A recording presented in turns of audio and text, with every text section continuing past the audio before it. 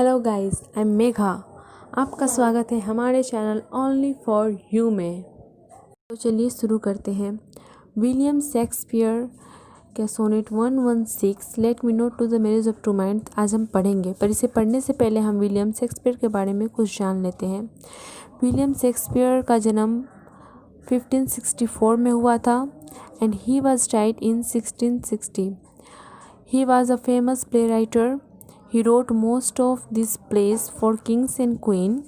उन्होंने Macbeth, Hamlet की भी रचना की है और बहुत सारे ऐसे प्ले हैं जिसकी उन्होंने रचनाएं की हैं। शेक्सपियर ने कुल 154 सोनेट लिखा है, जिसमें से सोनेट 116 जो कि आज हम पढ़ेंगे वो शेक्सपियर सोनेट है। उसे इंग्लिश सोनेट भी कहते हैं। अब समय को ज़ाया नहीं करते हैं और इस कविता पे चलते हैं। Let me note to the marriage of true minds, admit impediments. Love is not love which alters when its alteration finds or bend with the remover to remove.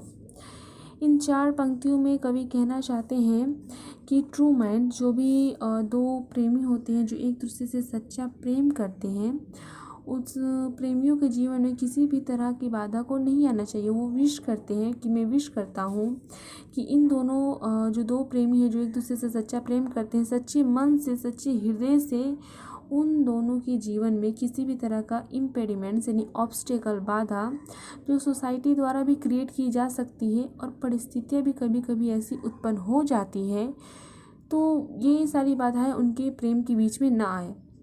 Love is not love which altars when it alteration find. इसका मतलब है कि वो प्रेम प्रेम नहीं है जो बदल जाता है अल्टरेशन फाइंड होने पे। मतलब जो कुछ विषम परिस्थितियाँ जब आ जाती है या कोई ऐसी बात आ जाती है कि हमें अपने प्रेमी से दूर जाना पड़े, तो इन सब परिस्थितियों में जो लव बदल जाता है, जो अपने प्रेमी का साथ छोड़ देता है, वो सच्चा प्रेम नहीं होता है। और bends with the remover to remove, और जो बाधाओं के सामने, जो कठिन परिस्थितियों के सामने झुक जाए, वो सच्चा प्रेम कभी होता ही नहीं है। इन चार लाइन में विलियम शेक्सपियर ट्रू लव के बारे में बताते हैं कि ट्रू लव किसी भी फिजिकल रिलेशनशिप पर नहीं होना चाहिए। इनके कहने का मतलब है ट्रू लव दिल से होना चाहिए, मन से होना चाहिए, उसमें फिजिकल रिलेशनशिप का कोई भी स्थान नहीं होना चाहिए, ऐसा विलियम शेक्सपियर का कहना है। वो कहते हैं कि जब दो प्रेमी एक दूसरे से सच्चा प्रेम करते हैं तो ये ज़रूरी नहीं है कि वो एक दूसरे के फिज़िकल टच में हो या ना हो, वो एक दूसरे के समीप हो या ना हो। अगर वो बहुत दूर भी है और एक दूसरे से सच्चा प्यार करते हैं तो उनका प्यार अमर होता है। वो हमेशा के लिए एक दूसरे के करीब ही होते हैं, करीब ना होकर भी। और उनके सामने चाहे कैसी भी परिस्थितियाँ आए, चाहे कैसी भी क्षणिक परिस्थिति आए, जो कुछ क्षण के लिए बाधाएं आती है वो हो, या उनके प्रेम का विरोध हो, वो या वासना की कोई बात हो, तो ये सब ट्रू लव में कोई इम्पोर्टेंस नहीं होता है। ट्रू लव अगर है तो एक प्रेमी दूसरे प्रेमी का साथ कभी छोड़ ही नहीं सकता है और ना ही दूसरा प्रेमी अपने प्रेमी का साथ। तो इनके कहने का मतलब यही है कि अगर ट्रू लव्स है तो वो किसी भी बाधा को हरा सकता है। अब इसके नेक्स्ट लाइन्स में है, oh no it is ever fixed mark that looks on tempests and is never second. It is a star to every one straying bark whose worth unknown although his height be taken। यहाँ पर ever fixed mark, जो mark है उसका use light house के रूप में किया गया है। लाइट हाउस जो कि समुद्रों में होता है, जो बहुत सारे जहाज़ों को दिशा दिखाता है, दिशा दिखाने का काम करता है। तो वो यहाँ पे सच्चे प्रेम की तुलना लाइट हाउस से करते हैं। वह कहते हैं कि सच्चा प्रेम लाइट हाउस की तरह होना चाहिए जो कभी अपना जगह नहीं बदलता है। सेकेंड लाइन में जो बोला गया, that looks on tempests and is never second, ये प्रेम उस लाइट हाउस की तरह होना चाहिए जो आंधी तूफान को देखकर भी कभी हिला नहीं या कभी भागा नहीं। कहने का मतलब ये है जो समुद्र में बहुत ही भयानक आंधी तूफान आने पे भी वो लाइट हाउस का कुछ नहीं कर पाते। लाइट हाउस अपनी जगह पे ही रहता है। और it is the star to every wandering bark, कहने का मतलब ये है, वंडरिंग बार्क का मतलब जो गुमराह भटके हुए जहाज होते हैं, ये उसके लिए एक स्टार की तरह है जो उसे राह दिखाता है, उसे सही राह पे लाता है। Whose worth unknown although his height be taken, जिसका कीमत यानी लाइट हाउस की कीमत, इसके कार्यों की कीमत का अंदाज़ा कोई नहीं लगा सकता। Although his height be taken, जबकि इसकी हाइट को हम नाप सकते हैं। मतलब यहाँ पे इनके कहने का मतलब ये है कि ट्रू लव चेंजेबल नहीं होना चाहिए, ट्रू लव चेंजेबल हो ही नहीं सकता है। वो उसकी तुलना लाइट हाउस से करते हैं कि आंधी तूफान को देख के भी नहीं हिलता है, ये भटके हुए जहाज को रास्ता दिखाता है। मतलब ट्रू लव ऐसा होना चाहिए जो भटके हुए प्रेमियों को रास्ता दिखाए, वो है ट्रू लव। और हुज वर्थ, जिसकी कीमत अननोन, मतलब जिसका कीमत कुछ कोई होता ही नहीं, जो अनमोल होता है। जबकि लाइट हाउस की हम लोग हाइट नाप सकते हैं, लेकिन उसकी कीमत, उसके कार्यों की कीमत का अंदाज़ा कोई नहीं लगा सकता है।